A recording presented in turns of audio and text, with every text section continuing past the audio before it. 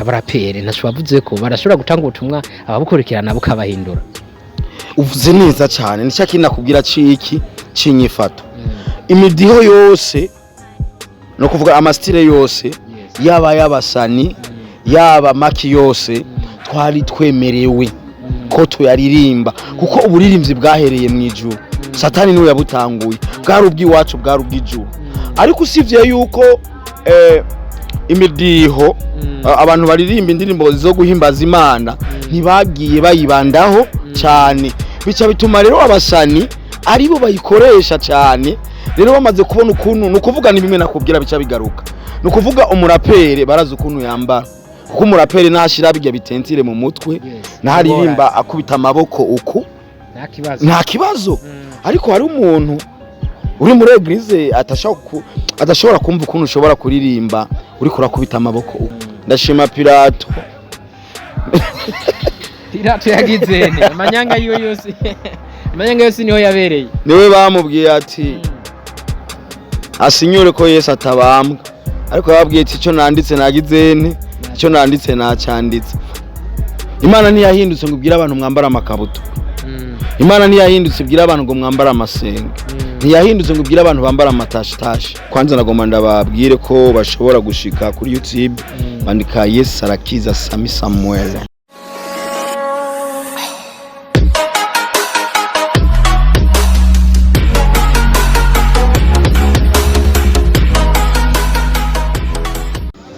Yes, jango tubaramutse twongere tubashimira abakunzi mwese mudengesha gukina ibiganiro bya ISTV kumwe nanje human boy kuri micro. Uno munsi rero naje nabazaniye umuririmvyi nawe suwundi bamwita Sami. Byinshi turaza kuvyumva atuganirire ukuntu yatanguye ibi bintu byo kuririmbira Imana, ukuntu yatanguye ibintu bya gospel, ukuntu yatanguye guhimbaza Imana. Uno munsi nashimye kumuzana hano kuri ISTV naje nugira tuganirire hamwe muri rusange. Mbe inyifato yo bibereye kuri bo niyihe? Reka mfate kano kanangure ndamushimire ko yaduhaye akanya kitabira ubutumire bwacu nka ISTV na cyane cyane twongira tumwikaze kuri ISTV tunamusaba aramusaba ko dukurikirana kaze cyane. Ndaramukije abakunzi canke abanywanyi canke abantu basanzwe bakurikira ISTV. Ndababwiye ati amahoro y'Imana abane nabo. Yego tugushimire cyane tuguhikaze na cyane cyane tugukengurukira nkuko twatanguye tubivuga kuba mudutije kano kanya. Ego ni kuri uwo munsi nkuko nashimye kubatumako musanzwe muri abarinzi ba gospel muririmba indirimbo mpimbaza Imana. Tukiri ngaho nyene umuntu yumvise nka gospel benshi tuziga gospel mugabo ntituzi neza ico gisigura. Ashobora kudusigurira neza ico kintu cyo bagisigura? Ndo muririmvyi wa gospel no kuvuga n'indirimbo mpimbaza Imana zihurikiyemwo amastile menshi ariko yose ari mu rukurikirane go gutazira Imana. Niho bitandukanye na zijya zindi ndirimbo z'abasani, ariko nikibuza yuko n'umusani washaka kuririmba gospel arabishoboye. Ariko iyo kesho umuntu avuze indirimbo za gospel aho nyene bukwi na bukwi duhita twumva indirimbo mpimbaza Imana. Yego twumvise guhimbaza Imana harimo abumva gusenga nako kuba kugizwe n'iki? Gushima Imana no kuyisaba ivyo idukorera canke kuyishimira no kwikengurukira ivyo iba yadukoreye. Muri ivyo wewe indirimbo usanzwe uririmba neza zerekeye ikihe? Gusenga Imana, umuntu asenga Imana no kuvuga ati umwanya wose umuntu ashobora gusenga Imana kuko Imana iriho ngo tuyisenge. Kandi gusenga riva mu ijambo gusega kuko ata muntu yikwiza, ariko dutegerezwa ko amadusega, dutegerezwa ko amadusenga Imana kuko no yavuze ati mumpamagare udahumeka nanje nzobumva ngo numva amarira yanyu muri mwisi nanje nze ndabakiza. Mbo nico gituma rero umuntu asenga n'umuntu aririmba ntibatandukanye cyane kuko hajya imbere yuko unasenga ubukwiye kubanza kuririmba akantu gato. Ako karirimbo gato ushobora kuririmba gatuma kakwinjiza mu mwanya mwiza wo gusenga kuko gusenga no kuririmba biramatanye ntibo bitandukanya kuko n'umuririmvyi adasenga aririmba gospel nibaza yuko nta mahirwe menshi abafise kuko amavuta canke ubushobozi bw'indirimbo buva mu masengesho. Umuntu ashima nawe ni umuntu aba yavuye mu masengesho amaze gusenga Imana, hanyuma Imana ikamwishura mu vyavuye muri ya masengesho, niho haca haba ikintu bita gushima, kandi umuntu ashimira uwamugabiye, umuntu ashimira uwamuhaye. Nico gituma nizo etape zibiri washoboye kumbwira. Je muri ivyo vyose ndaririmba indirimbo zo gushima Imana cyane cyane, kuko hajya ikintu nyamukuru umuntu ategezwa gukora no gushima umwanya ku mwanya, isa ku yindi tugezwa gushima Imana, kuko atamana nta buzima, atagushima Imana ndumva ko bigoye. Yego cyane cyane ndaririmba indirimbo zo gushima, indirimbo zo kwerekana ahantu umuntu aba yavuye naho aba ari karaja, kuko hari igihe Imana iba yadukora ibintu byinshi bitandukanye. Burya ntubona abantu bose basangana bari mwibarabara, buri muntu wese arafise ahantu yavuye kandi habi, kandi umuntu aba habi kugira ngo hamutegurire heza, nuko no bisobanura. Muratubwiye muti umuntu ashima mu gihe aba yahawe. Haraho dusaba Imana tukayisaba ivyo dukorera, ariko hagahira igihe kirekire tutarahabwa, kuvuga muri ico gihe Imana isharatwishura kuvyo tuba twayisavye, ntibikenewe ko umuntu ayishimira. Iyo usenze igihe kirekire ahantu utarahabwa, Bibiliya idatubwira, ijambo ry'Imana iratubwira ngo tugire ukwizera. No kuvuga kwizera ntikugira amasaha, ntikugira imyaka, kandi inyishu y'Imana ntigira amasaha, ntigira umunsi. Umuririmvyi yarimvye ngo ivy'Imana bijya abarambije, abarambiwe batashe. No kuvuga ngo aho Imana izira hariho hose izi guhanagura amosozi. Nubwo yoba yarabikwimye kuva uri umusore ukarinda wubaka, ukarinda ushika mu busaza, iyo Imana ikwibushitse mu busaza hose bimera neza. Kuko tugerageje kuraba Sara ntiyavyara, ariko kukanyuma Imana yagiye kumutwenza. No kuvuga ngo ivy'Imana ntibigira umwanya, ntuvuga ngo ndabirindiriye ukwezi, kuko ntumuba nta kiringo mwahanye n'Imana. Iyo umuntu ugiye kumusaba ntugenda kumubwira ngo ndakubwiye ngo umpe ngo ikiringo kini kinturenze, kuko ari umuvyeyi turamusaba, kandi Imana iduha ibikwiranye n'ubugombe bwayo, iduha ibikwiranye n'ibyo twebwe ibona yuko dufise bambe dukwiriye. Hari gushaka kugenda gusaba imodoka ugasenga Imana iguha imodoka, kumva Imana ibona ko ukwiriye inzu. Hari gushaka gusenga ugasenga Imana ngo icyurihire iguha amafaranga y'inzu, aho Imana ikira gupangira umupango yuko iguha parcela yiwawe. Ushaka kujya gusenga Imana uririra ko Mana waraye ubusa, ariko Imana ikira gutegurira amastoke n'amastoke. Ariko kubera ko tutamenye ivy'Imana yabaduteguriye, nico gituma dusenga, kandi iyo dusenze turizera, twizera bijya byo twasenze ko Imana izogirani izobishiza. We no kuvuga ico ntahuye mu byo uvuze cyo mu tumutanze, ntahuye yuko nk'umuntu yagomba gusaba Imana ahubwo ato precisa neza icyo ashaka ku Mana, ahubwo yovuga ati Mana ubugombe bwawe ni buranguke kuri jewe. Nuko na cyane cyane nkuko hari n'abantu kunda kesi kumva bariko baravuga ngo je ngo nari mfise ikibazo, ngo hama ngo ndagenda gusenga Imana, ngo hama ngo Imana ngo ndayifata mwizosi, ngo ndafata amashati, ngo ndavuga ngo Mana ngo utankori iki, ngo sinzokwemera, ngo zoca ndeka kugukorera. Ivyo sivyo. Imana ngo ifata mwizosi, urayibona? Ntabwo uyibona. Cyanye uretse gukorera Imana si igihombo ku Mana, ni igihombo kuri wewe, kuko wowe urabivamwo abandi bakabyinjira. Yego cyane tugushimire cyane. Tugende n'ikiganiro nyezina ari naco cyatumye uno munsi dushobora kwicara hano imbere ya kamera za ASTV. Na cyane gospel murabaririmvyi benshi hano mu Burundi, musanzwe muri indirimbo mpimbazamana. Uko muri benshi niko n'imyifato yanyu itandukanye. Nka Sami naguhamagaye ngaho gira tubwire mbe imyifato ibereye ku muririmvyi wa gospel ni yihe? Wavuze ngo turabaririmbyi benshi, ariko hari abahamagawe, hari n'abihamagaye. Rero abahamagawe n'abihamagaye abo bantu baratandukanye.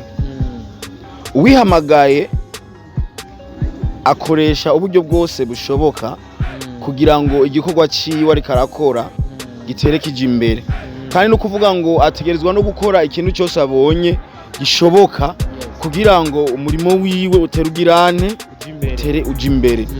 Ariko no kuvuga ngo nyimba Imana yaraguhamagaye mu gikorwa, Imana ikaguhamagara mu gikorwa, utegerezwa kugira inyifato nziza, kandi inyifato y'umuntu ni ivyiyumviro vyiwe, kuko ivyo vyiyumviro vyawe nivyo bikugira uwuriwe. Wowe uri umumenyesha amakuru kuko ari ivyo wiyumviriye kweri, uwundi nawe ni umuyangayanga kuko ari ivyo yagize yiyumviriye. Ni ukuvuga ivyiyumviro vyawe nivyo bigituma uba icuri, kuko ico wiyumvira nico ukora. Mu gihe rero umuntu yiyumvira guca bugufi imbere y'Imana agira inyifato nziza. Hari inyambaro udashobora kwambara, hari imvugo udashobora kuvuga, kandi umuntu afise inyifato nziza simpaka agende kuri mikrofone cyangwa aririmbe ngo je nifata neza. Oya, inyifato nziza iragaragara mu nyambaro, iragaragara mu gutambuka, mu mvugo, ukuntu yaga n'abantu, ukuntu bana n'abantu. Ntugomba kuba ikirandamuke, ntugomba kuba umuntu atagira indero, ntugomba kuba umuntu udahuza n'abandi, kuko ivyo n'ivyane hawo bihuriye n'umurimo w'Imana turiko turakora. Mu gihe wowe utari kuraca amafaranga, ndiko mvuga mu gihe uba uri kurakorera iki Imana, kuko Bibiliya ivuga ngo twicishe bugufi turi munsi y'ukuboko kwisumba byose kugira ngo tuze dushigwe hejuru mu gihe gikwiye. Rero iyo tuko turakorera Imana tugenda nk'intama, ntitugenda nk'ingurube cyangwa ngo tugende turamukamuka nk'imbwa. Oya, tugenda nk'intama, naho ubona ikintu uragihora, kuko wowe ubuzi ahantu ugomba kugirane ugomba kuja. Nico gituma gato cyane tukiri ngaho nyene murabuze ikintu cyo kwishisha bugufi, ari ikibazo duciye numva umenga no babaza cyane cyane. Turabona ama eglise menshi hano mu gihugu cacu, cyane cyane menshi muri yo afite ibyicaro hano mu gisagara ca Bujumbura, ariko muri ayo abarongozi bayo ni bamwe mu bagwiza tunga canke mu baba bafise amafaranga mu makaritiye menshi tuba tubayemwo. Kuri ico kintu naco uvuga ko amafaranga bayakurahe mu gihe ivyo bakora byitwe ko ari ivy'Imana kandi ari byo kwicisha bugufi, amafaranga yabo bayakurahe? Umwe wese arafise ukuntu Imana yamuhamagaye, kandi Imana yaguhamagaye gukora umurimo. Rindira, Imana nyimba yaguhamagaye gutangura igikorwa, umurimo w'Imana ntiwigera upfa, kandi umurimo Imana ntiyigera babivuga mu Kinyarwanda, Imana ntishuka umuntu, sivyo? Sinzi ukuntu twakivuga mu Kirundi. Twakivuga gute gushuka umuntu? Imana ntihenda umuntu. Nyimba Imana iguhamagaye mwibarabara yavwara, nyimba iguhamagaye mwibarabara ikakubwira ati genda utanguze ishengero mu kibiri, kuko ari Imana yabivuze, tegerezwa kuritangura. Kandi uzo gusapotinga cyangwa ibintu uzokoresha byose, Imana yonyine niyigirane niyibimenya. Nico gituma ntiwo kwinjirira uyu cyangwa ngo winjirire urya, kuko wese afise uko Imana yamuhamagaye. Umwe wese afise umuhamagaro wiwe, kandi inzira z'Imana zirenga intoboro, zisumba intoboro y'umusegetera. No kuvuga Imana ifise inzira nyinshi icamwo. Rero muri bajya abantu bose ntuzi umwe wese ukuntu yagana Imana, kuko Imana ntezagira abantu kumwe.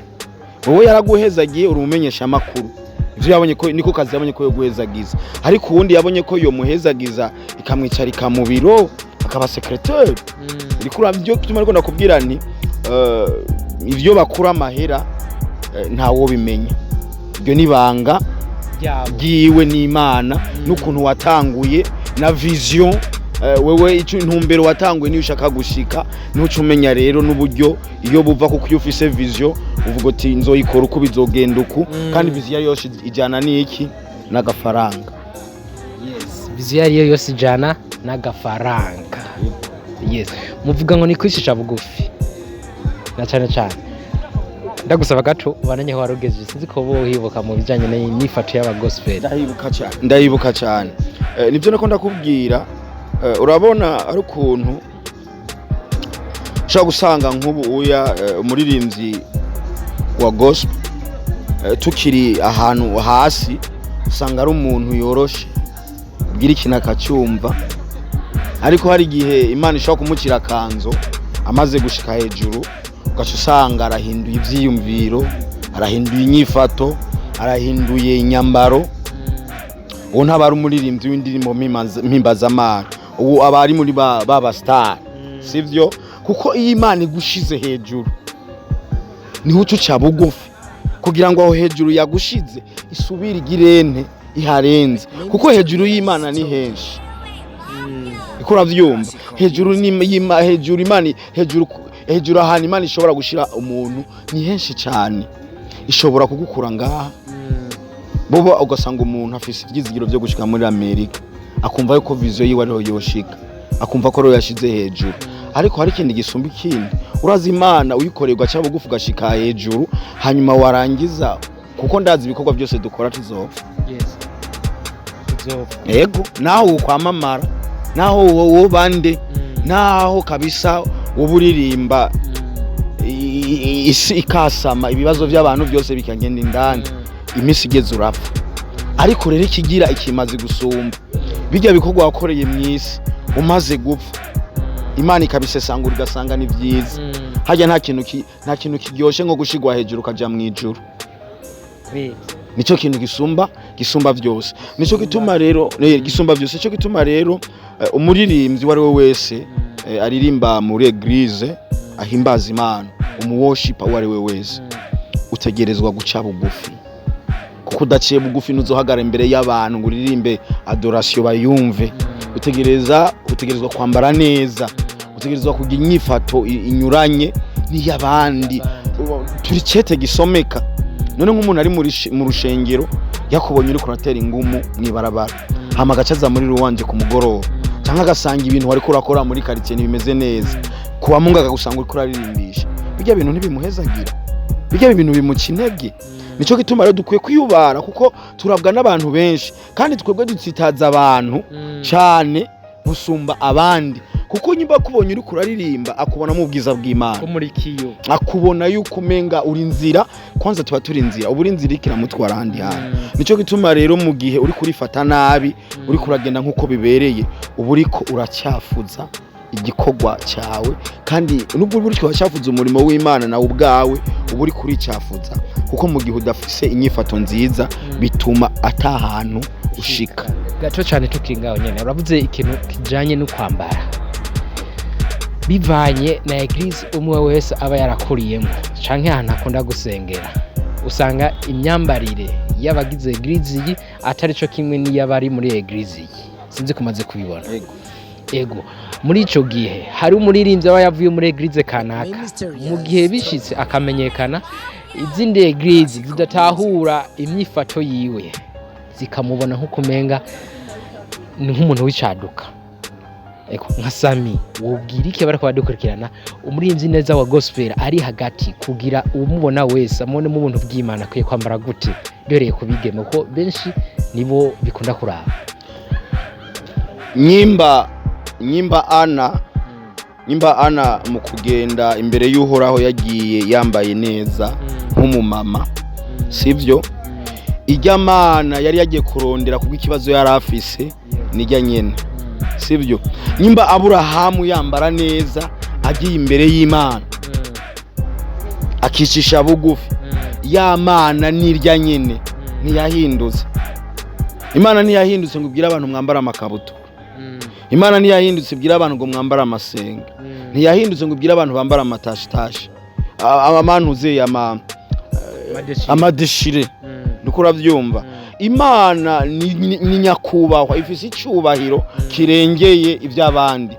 None president aguhamagaye burya wogenda wambaye deshire.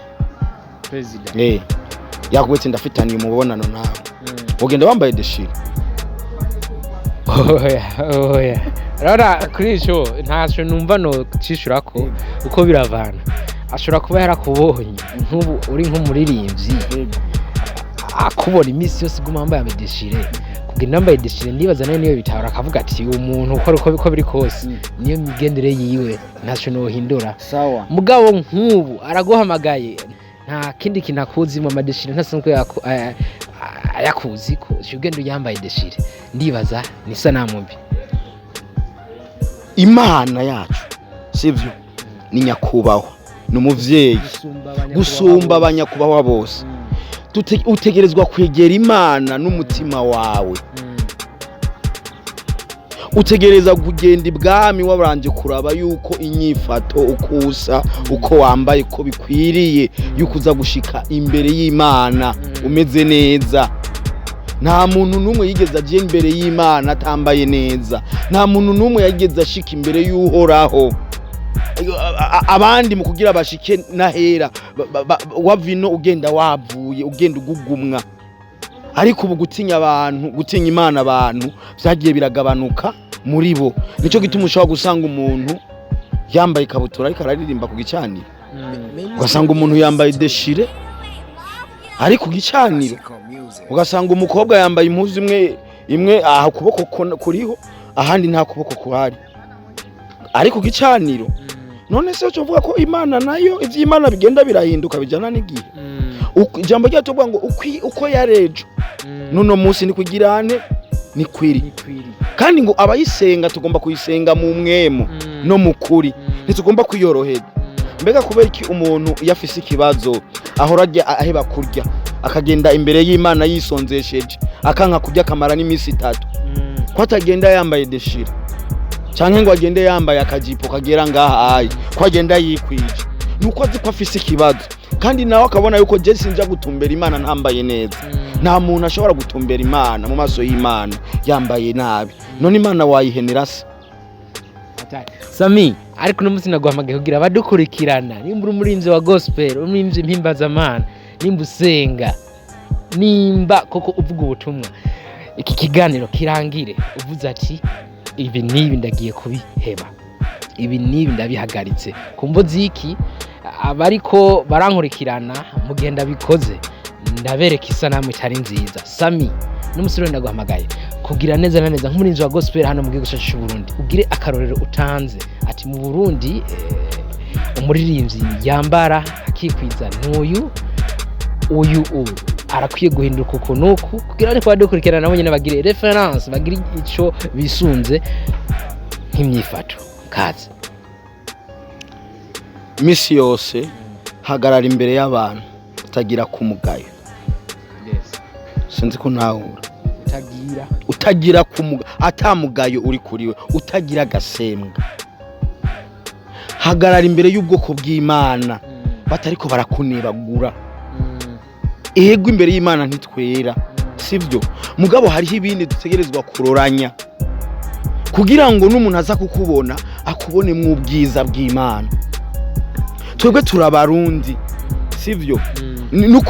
Na gospel yacu ifatira shima n'Imana ifatira no ku mico y'ikirundi, sivyo? Kuko imico y'ikirundi idusaba ko umukobwa ategerezwa kwambara akikwiza, sivyo? Umugabo wewe nitwotegerezwa kwivuga umuntu w'umushinga ntaye aba yambaye neza, naho umushinga ntaye hari umuntu ushaka kumubona ari umushinga ntaye, naho umuntu abari kintuze yawe kigobogobo iyo yambaye neza muhuye mwibarabara utamuzi umwita umushinga ntaye. Yabaye umushinga ntaye kubera iki? Kajya kantu yambaye kuko ari muzu y'icubahiro yatumye n'umuntu aza kumubona mwibarabara mwita umushinga ntaye. Ariko umuntu w'umushinga ntaye niyo kwambara ibintu byatabaguritse canke yambara ibintu bimeze uko bishaka hanyuma ngo ugende umubwire ngo nshira urubanza, ujya mwanyuza kubona ati uyu muntu kumbe nta kigenda. Nico gituma rero buri muririmvyi wese noneho abaririmbyi beshishima Imana ngaha mu Burundi barabitahura cyane, barambara neza bikabisa. Nubwo bishika bikaducamwo abaririmbyi beshi ngaha barambara neza kuko barazi neza ko tugomba kugenda imbere y'Imana twiyoroheje. Nyimba ugomba gutuga ku gicaniro wabanje gusaba Imana imbabazi, utegerezwa kuraba n'inyamba, ubanza kuraba umutima wawe kwanza ko wambaye, kuko abanza kwambara umutima. Iyo umaze kumva ko umutima wawe wambaye wambika umubiri, iyo wambitse umubiri uhagarara imbere y'abantu umeze neza.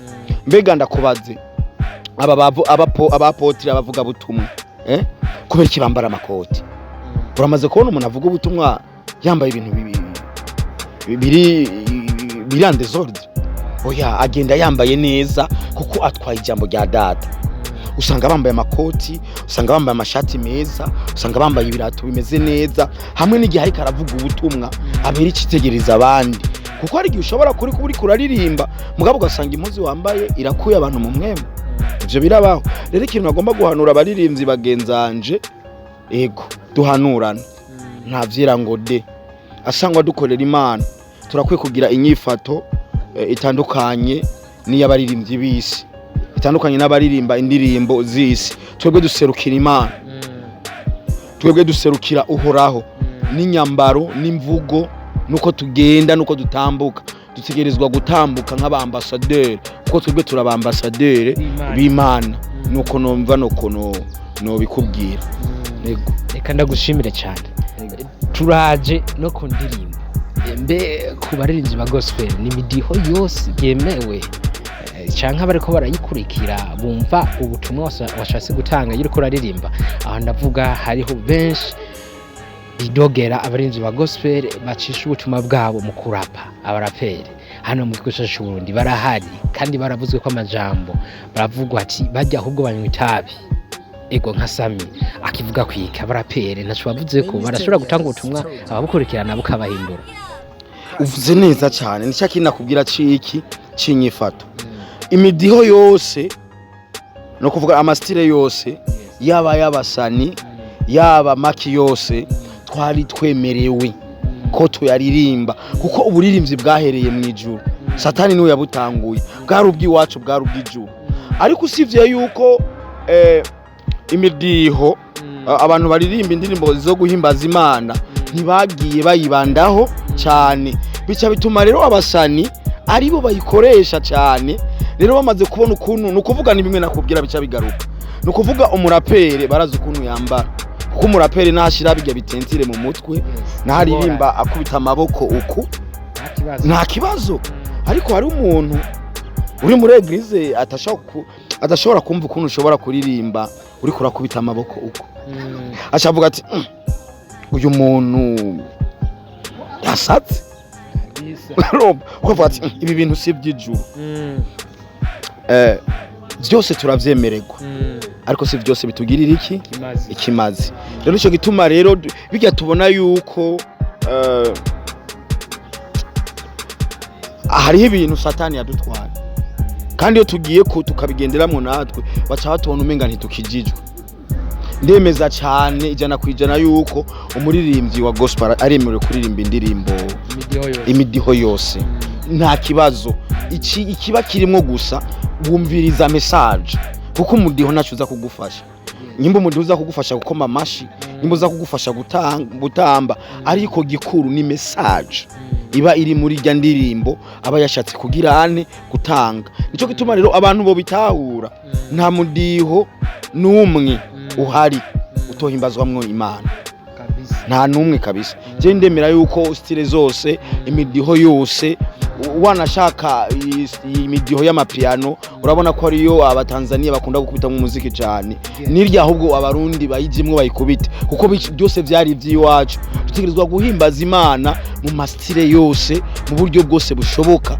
tukabuhimbaza n'Imana ahubwo nivyo batunyaze tubigarukane tubikoreshe babonetse kumbe vya bintu barabidutwaye byari byacu nuko no bivuga kumbe vya bintu barabyitwaye byari ibyacu Imana yavuze ku bugingo bw'umuntu nta muntu agihindura nyimba Imana yavuze kijya gihe ngo nandike kujya nyene ndashima Pilato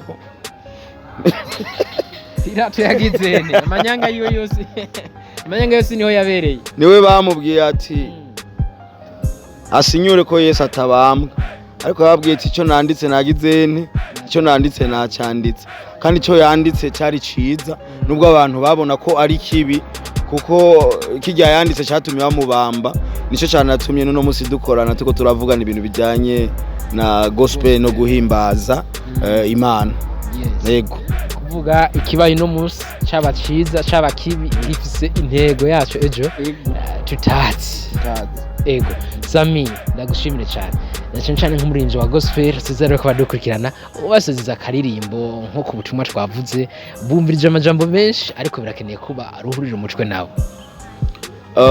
bumviriza amajambo menshi ariko indirimbo kwanza nagomba ndababwire ko bashobora gushika kuri YouTube bandika Yes Arakiza Sami Samuel indirimbo urazibona indirimbo zigera kuri 10 ziriko rero ko zijya ndirimbo zari zo twari twakoze kera ariko novuga yuko kubera kera urazi yuko ibintu bijanye na YouTube ntibabyitaho duca dusa n'abantu kwanza tubanza guhagarika, ariko nagomba ndababwire yuko ubu twagarutse mu nkomezi nshasha twiyubuye.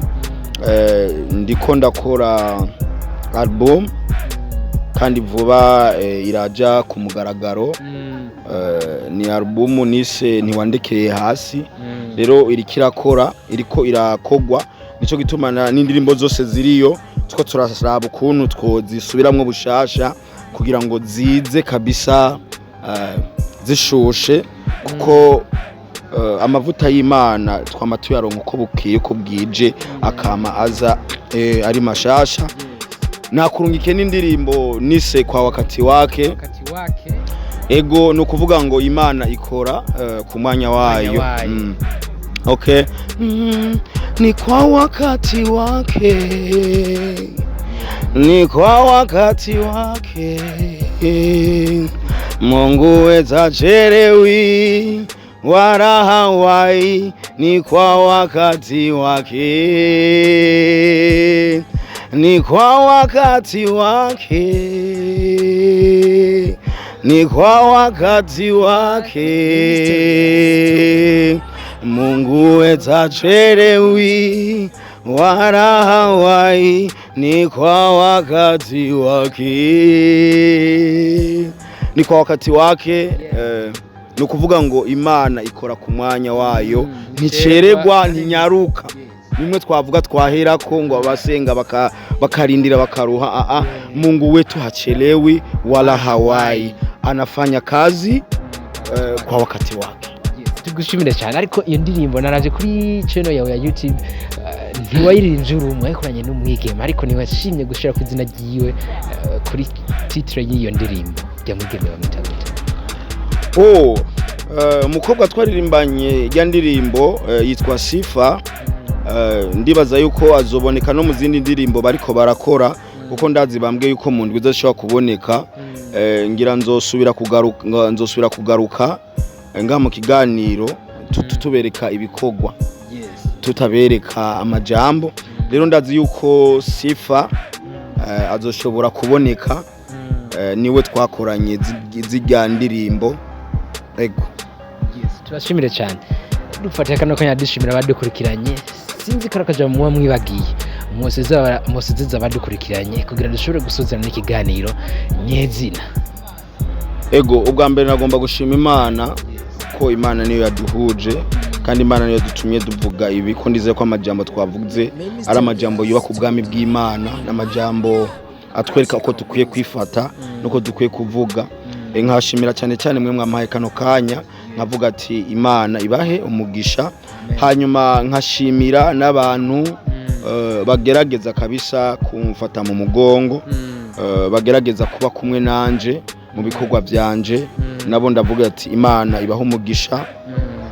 Nkashimira n'umuntu wari we wese ahora afata kajya gapande gusa k'indirimbo ka 30 secondes kagashira kuri stati. Hagiye umuntu ashitse indirimbo ya kuri stati abagukoreye ikintu gikomeye cyane, kuko yuko aba yamamaje igikogwa burya nawe abagushikanya handi, kuko hari undi muntu atari bwakubone mu bwo musaba amaze kumara akavuga ati nkumbe naka arakora iki. Rero nabo ndabashimiye cyane, nkavuga ati Imana yo mwijuru ibaha umugisha. Ariko cyane cyane mushishikare kudusengera, bashikare kudusengera kugira ngo uyu murimo dukora uzodushikana ahantu, tuze tuwucire hagati, kuko turagomba kuva mu isi dusiga ibikorwa bivuga. Turagomba yuko dupfa dusize izina, dupfa dusize igikorwa. Namakosa gupfa atakintu ushize mu isi, kandi Imana yari yaraguhaye umwanya wo kugira icyo girane icyo ukora. Kugira icyo ukora si ukuririmba gusa, si ugusenga gusa, hari byinshi ushobora gukora, ukandikisha amateka. Mbese n'Imana n'igihe uba warapfuye igatuma yibuka ibikorwa wakoze, igatuma ihezagira n'umuryango wawe cyangwa ikitaho abo wasize.